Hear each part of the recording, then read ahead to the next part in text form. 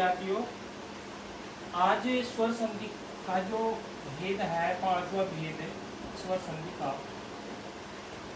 वो स्वर संधि का पांचवा भेद है यण यण संधि। यण संधि के विषय में आज अपन अध्ययन करेंगे कि यण संधि कहाँ कहाँ होती है, कैसे होती है। मैंने आपको सूत्रों के माध्यम से पढ़ा है कि सूत्रों में अपन एक छोटी सी चीज याद करते हैं तो हमें बड़ा ज्ञान हो जाता है। तो यण संधि को भी अपन एक अपने सूत्र से पढ़ते हैं। ये जो यण है, इस यण के अंतर्गत ये यण एक प्रत्याहार का नाम होता है और इस प्रत्याहार में हमारे एक चौथे महावस्त्र सूत्र है यवरट। ये एक है वर्ट नाम का सूत्र है। यहाँ पर अपन क्या करेंगे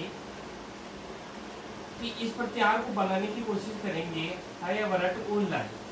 जैसे ऐसे इसमें ये से शुरू करेंगे और लन के न तक जाएंगे तो इसमें चार वर्ण आते हैं, या व र और ल, ये चार वर्ण आते हैं।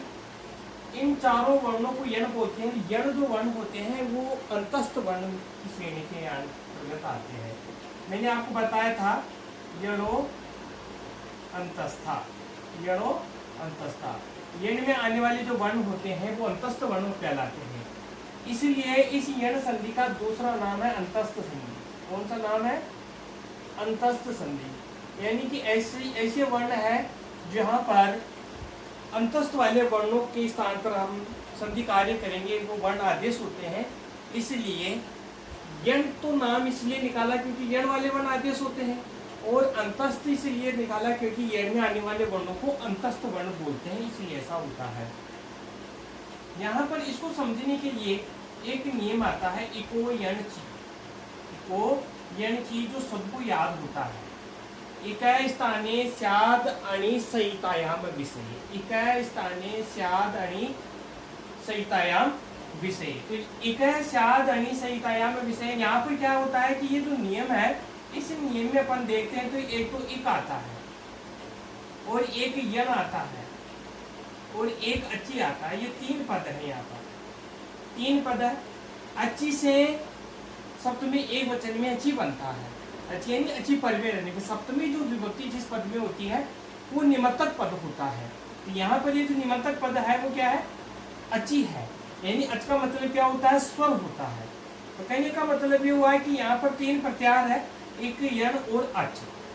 यहाँ पर इक में तीन वर्ण आते हैं, ई उ री और ली, और यण में भी चार वर्ण आते हैं, या व र और ल। इक में चार वर्ण आते हैं, यण में भी चार वर्ण आते हैं। और अच्छी का मतलब क्या होता है? स्वर। अच्छी का मतलब क्या होता है? स्वर। यहाँ पर इन स्वरों के माध्यम से हम जब देखते हैं तो स्वर कैसे होने चाहिए? वो स्वर होने चाहिए असवर्ण, असवर्ण वाले। असवर्ण का मतलब दोनों एक जैसी नहीं होनी चाहिए। सवर्ण यानी समान, जिनके आभ्यंतर प्रयत्न और उच्चारण स्थान जिनके एक जैसे होते हैं उनको हम बोलते हैं सवर्ण।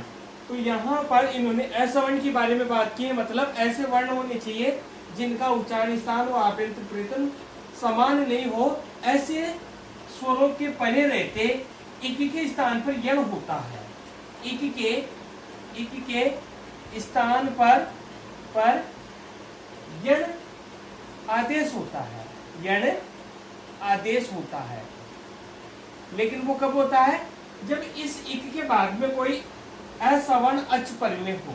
असवर्ण अच पर में होगा तो इक के स्थान पर यण आदेश हो जाता है। मतलब क्या होता है कि ई या दीर्घ ई, इसके स्थान पे क्या होता है?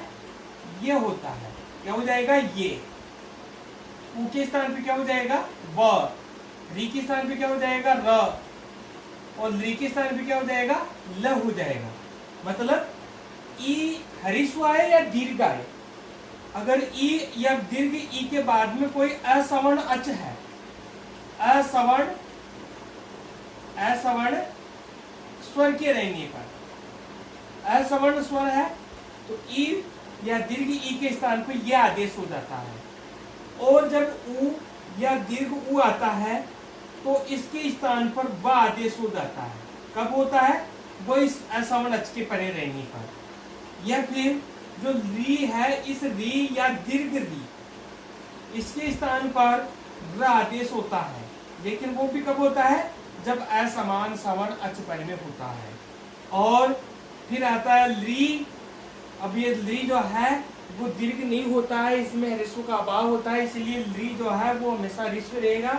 ली के बाद में कोई भी असवर्ण अच आता है तो ली के स्थान पर क्या आदेश हो जाता है, ल आदेश हो जाता है, लेकिन कब होता है, जब असवर्ण अच में बाद में रहता है। तो इको यंची नियम से हमें यण संधि याद हो जाती है। यण संधि में अंतस्थ इसलिए बोलते हैं क्योंकि यण में आने वाले वर्णों को हम अंतस्थ कहते हैं। इको यंची में यण एक तो इक प्रत्याहार है, एक यण प्रत्याहार और एक अच प्रत्याहार। अच को हम स्वर के नाम से जानते हैं।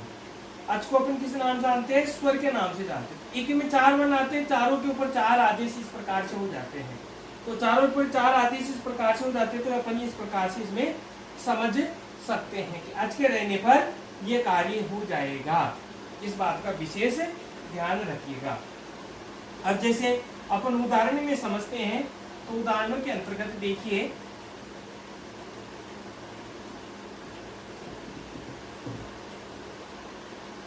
सबसे पहले हम समझेंगे जैसे ई या फिर दीर्घ ई के स्थान पे कब क्या होता है, ये आदेश होता है, ये आदेश होता है, लेकिन कब होता है, जब इनके बाद कोई असवर्ण अच हो, असवर्ण अच हो, अच का मतलब स्वर हो, तो क्या हो जाएगा, ये आदेश हो जाएगा। जैसे मैंने लिखा है यहाँ पर यदि धन अपि। अब यहाँ पर अपन देखेंगे यदि में क्या है, ई है और बाद में क्या है, आ है। क्या ये दोनों वर्ण सवर्णवाची है? हमने सवर्ण वाली तो क्लास पढ़ी, उसके अंतर्गत अपन ये पढ़ा था कि अभ्यंतर प्रेतन और उच्चारण स्थान जिसके एक जैसे होंगे वहां पर उनको सवर्ण माना जाएगा। तो ए का उच्चारण स्थान तो तालु होता है और ए का उच्चारण स्थान कंठ होता है, तो उच्चारण स्थान समान नहीं मिल रहा है। अगर उच्चारण स्थान समान मिल जाता है और आभ्यंतर प्रयत्न असमान मिलते हैं तो भी हम उसको सवर्ण नहीं कहेंगे, तो ये असवर्ण है। असवर्ण अच के पड़ में रहने पर हम क्या करेंगे, ई के स्थान पर ये कर देंगे। जब ई के स्थान पर ये करेंगे तो हमारा रूप क्या बनेगा, यह दादा रह जाएगा और ये हो जाएगा, ये अपि ऐसे बन गया है। अब जोड़ेंगे तो क्या बनेगा, यद्यपि। यद्यपि जैसे अपन लिखते हैं प्रति, तो प्रति धन ई, यहाँ पर ई है और बाद में क्या है, ए है। यहाँ पर ई का उच्चारण स्थान क्या है, तालु है, और ए का उच्चारण स्थान क्या है, कंठ और तालु। यहाँ पर कंठ और तालु है। अब दोनों सवर्णवाची नहीं हो सकते हैं, दोनों का सवर्णवाची नहीं है, सवर्णवाची नहीं, कंठ तालु वाला है तो ये केवल तालु वाला ही है। तो यहाँ पर क्या करेंगे, ये सवर्ण असवर्ण अची है, असवर्ण अची होने की वजह से यहाँ पर ई के स्थान पे अपन क्या कर देंगे, ये कर देंगे और मिलाएंगे तो क्या बन जाएगा, प्रत्येक।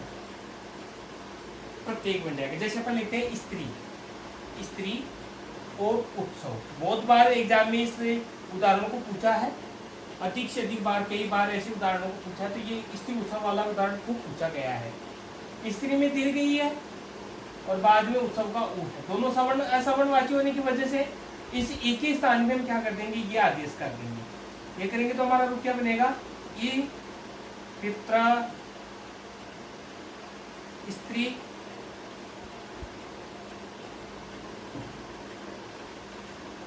आता सर पित्र, और फिर ई के स्थान पे क्या हो गया, यह, फिर ये में क्या मिला देंगे, ऊ, उत्सव का सब, स्त्री उत्सव। इस प्रकार से आप मिलाना सीख सकते हैं, मिला सकते हैं, समझ सकते हैं और अपन आराम से बना सकते हैं। इसका एक प्रसिद्ध उदाहरण है जो हमेशा पूछते हैं, बहुत बार एग्जामों में पूछे गए हैं।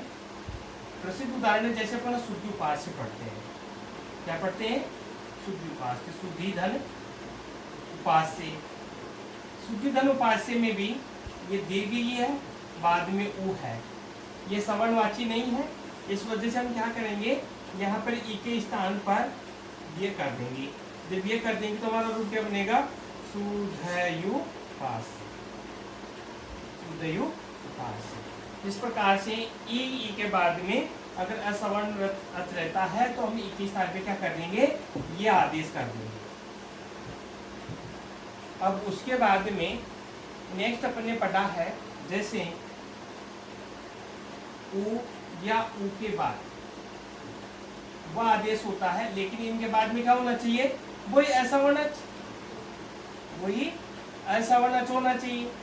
अब असवर्णच मतलब स्वर, अभी वह आदेश उत्तर देंगे, वह आदेश करेंगे तो ये कब होता है, उनके स्थान पे हम क्या करेंगे, वह आदेश कर देंगे। जब वह आदेश करेंगे तो क्या बन जाता है, अपना रूप नेक्स्ट बन जाता है। जैसे कैसे अपन मध्वरी पढ़ते हैं, जैसे मधुधन अरि, मधु में क्या है उ, बाद में अ, असवर्ण अच के रहने पर क्या कर देंगे व, और क्या बना देंगे अपन मधुबनी। ध्यान दीजिए, हम वह ये इत्यादि कर रहे हैं तो उससे नेक्स्ट वाला जो व्यंजन है वो हलंत है। नेक्स्ट वाला जो व्यंजन है वो व्यंजनी है, उसमें स्वर नहीं है तो वो हलंत ही है, आधा है। ध्यान दीजिए, अगर वह या एक के पहले व्यंजन में स्वर मिला हुआ है, व्यंजन पूरा है, तब तो अयादि संधि होती है। और यह और वह से पूर्व में अगर स्वर नहीं है, व्यंजन ही आया है, तो वहां पर यण संधि होती है। जैसे यहाँ पर वह से पूर्व क्या आ रहा है, आधा आ रहा है, इसीलिए यहाँ पर जैसे हमने यद्यपि में पढ़ा तो वहां पर यह आधा आ रहा था। इसलिए ऐसी इस प्रकार की स्थिति हो और वह और ये आपको दिख जाए तो वहां पर आप समझना कि यण संधि हो रही है। तो मधुवरी में भी हम क्या करेंगे, यण संधि कर सकते हैं, समझ सकते हैं कि मधुवरी के अंतर्गत किस प्रकार से होता है। जैसे हम लिखेंगे अनु अय, अनु अय। अब अनु में क्या है, उ है, बाद में अ है, उ के स्थान पे क्या कर देंगे, व कर देंगे। व कर देंगे तो देखो क्या बना, अ नादा हो जाएगा, फिर व हो जाएगा, वह में ए मिल जाएगा और ये अनवय है। तो ध्यान दीजिए, देखो वह के आगे क्या है, व्यंजन आधा है, उसमें स्वर नहीं है, तो अन्वय में देखो संधि हो गई, मध्वरी में आधा है, इसलिए यण संधि का कार्य हो गया है। ऐसा अपन समझ सकते हैं। जैसे मैंने लिखा लघु आदेश, लघु आदेश।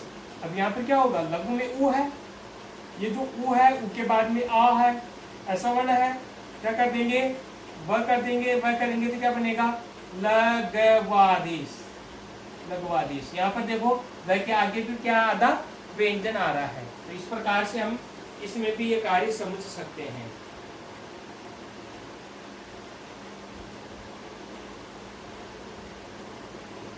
जैसे अपन वधु लिखते हैं, वधु, वधु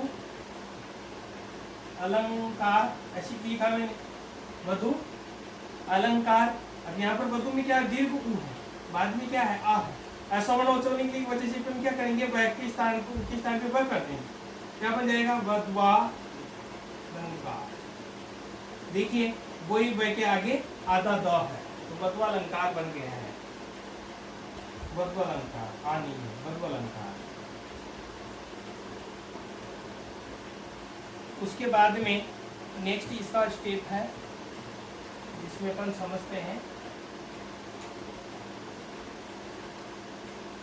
री या दीर्घ री के बाद में क्या है, र हो जाता है। कब होता है, असवर्ण अच के बाद में रहने पर। जैसे मैंने लिखा पितृधन आज्ञा, मातृधन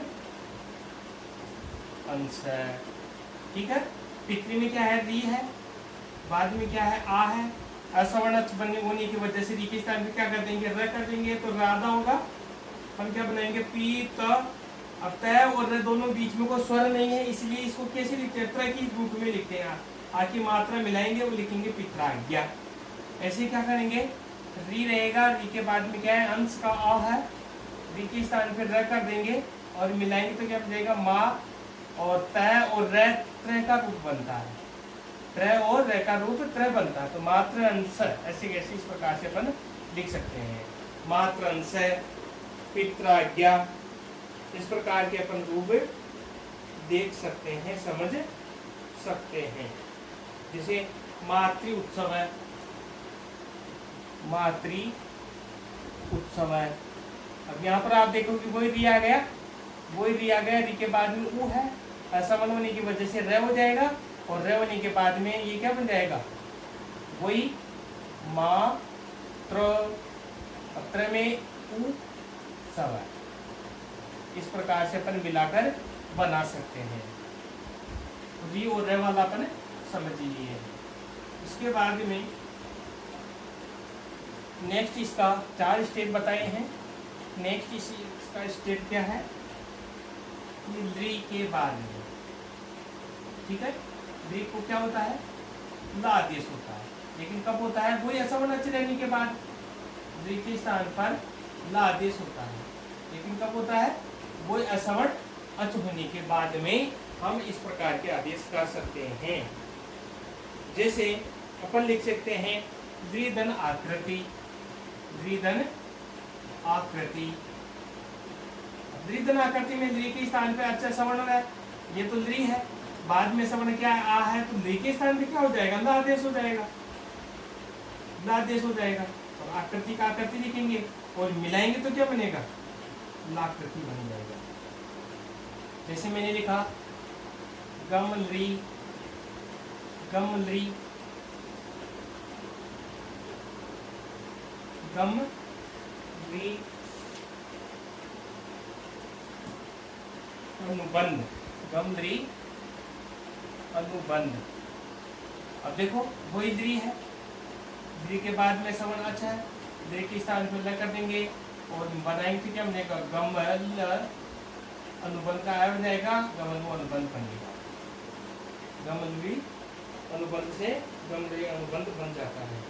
जैसे अपन लिखते हैं गसली आदेश, गसली, फिर मैंने लिख दिया आदेश से गसली आदेश होता है इस प्रकार से। तो ये द्री है, द्री के बाद में आ है, द्री को क्या कर देंगे, ला आदेश कर देंगे, बाद में आ रहेगा और मिलाएंगे तो क्या बनेगा, गसलादेश। गसलादेश में सनिश्चित करेंगे तो बनेगा गसलीदन आदेश बन जाएगा। गसलादेश इस प्रकार से रूप बन जाता है। जैसे मैंने लिखा द्री आधार, द्री आधार, द्विधन आधार ऐसे लिखा। तो द्री के जो है, द्री के बाद में आ है सवर्ण है, क्या कर देंगे, ला आदेश कर देंगे, ला आदेश कर देंगे तो अपना क्या बना, ला बना आ, अपना क्या बनाइए, ला, ला बन गया, आ मिलाने से लादार बन गया। द्विधन आधार से क्या बनता है, लादार रूप सिद्ध होता है, लादार रूप बना लेते हैं।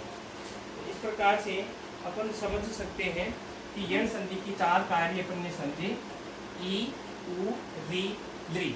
इस वर्णों के बाद में, चारों वर्णों के बाद में अगर कोई असवर्ण आ जाता है तो इनके स्थान पर कर्म से जो ई है उसके स्थान पर यह आदेश हो जाता है, उ के स्थान पर व आदेश हो जाता है, री के स्थान पर र आदेश हो जाता है और ली के स्थान पर ला आदेश हो जाता है। तो ये जो स्वर संधि के 5 भेद अपन ने आज कंप्लीट किए हैं, 5 वेद अपन पढ़ चुके हैं। इन 5 वेदों के अंतर्गत अपन ने यही समझा है कि अलग अलग स्वरों में अलग अलग अर्थों के स्थान से अपन इनको समझ सकते हैं। यहाँ पर आप देखोगे कि इन 5 स्वर संधि के 5 सूत्र आप याद कर लेना, 5 के 5 आप याद हो जाएंगे। जैसे पहला आपका आया इको, इको, यानी, फिर जैसे दूसरा आया आद गुण, ऐसा लिख के आप याद कर सकते हैं, आद गुण। जैसे तीसरा लिखा वृद्धि, वृद्धि, रीचि, ऐसे लिख दिया। चौथा जैसे लिखा मैंने एचो, आइए वा याव है, एचो, आइए वा याव है, ठीक है। और 5वां लिखा देखें अकार, अकार सवर्णी दीर्घ है, अकार सवर्णी दीर्घ है। इसने क्या कह दिया, इक हो, इक हो, तो इक के स्थान पर इक के बाद में अच हो, अच हो, और वो भी कैसा हो, असवर्ण, असवर्ण हो, तो इक के स्थान पे क्या होता है, यण, यण आदेश हो गया अपना काम। जैसे आद गुण है तो कहा ए या आ के बाद में क्या आ जाए, ए और आ के बाद में क्या आ जाए, ई, उ, री और ली, ये वर्ण आ जाते हैं तो क्या आता, क्या होता है, गुण होता है। और ये ऐसी स्थिति होता है तो क्या होता है, यण होता है। और वृद्धि रीच में आपने क्या पढ़ा कि ए और आ के बाद में अगर, ए और आ के बाद में अगर क्या आ जाए, एच आ जाए। एच में 4 वर्ण है, ए, ओ, आई और औ। तो इस प्रकार से ये क्या हो जाएगी, वृद्धि हो जाएगी।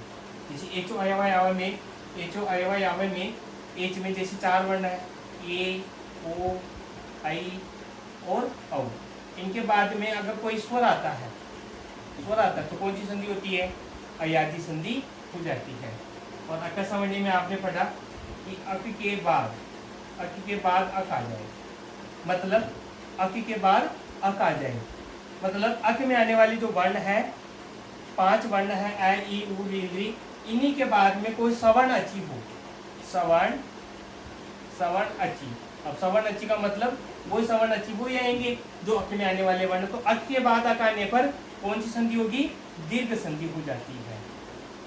कौन सी संधि होती है, दीर्घ संधि हो जाती है। तो इस प्रकार से ये 5 संधियों के आराम से अपन एक ही साथ में, एक ही 2 मिनट के अंतर्गत अपन 5 संधियों को आराम से समझ सकते हैं। तो आज आपकी 5 संधि कंप्लीट होती है। स्वर संधि के 5 भेद होते हैं जो हिंदी के अंतर्गत अपने पढ़े हैं। संस्कृत के अंदर 8 होते हैं, 3 भेद अपन और आगे क्लासों में पढ़ेंगे। थैंक यू, धन्यवाद।